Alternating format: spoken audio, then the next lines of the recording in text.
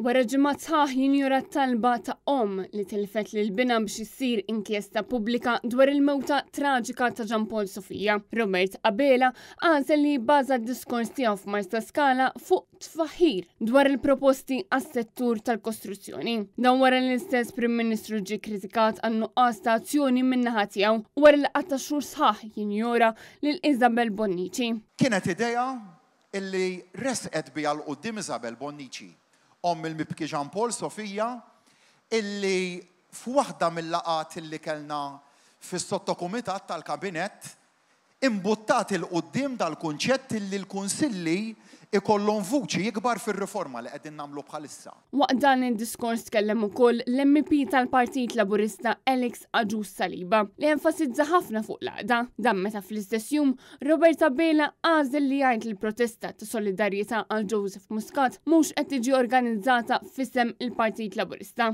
Turija ċara tal-qasma li hemm fil-partit. Agius Saliba qal ukoll li l-Prim Ministru qed jimbotta id-dialogu meta l-istess Prim Ministru qabad u aġġorna l-Parlament għal wara l-elezzjoni propju biex jevita diskussjoni. Bid-dialogu li jimbotta l-qoddim il-Prim Ministru Robert Abela li jimbotta l-qoddim. Intant Alex Agius Saliba baqa' jgħid li l-Partit Nazzjonalista m'għandux programm elettorali. Ħadd ieħor laqqas biss manifest lejliet elezzjonijiet tal-Parlament Ewropew. Meta fil-fatt din hija gidba.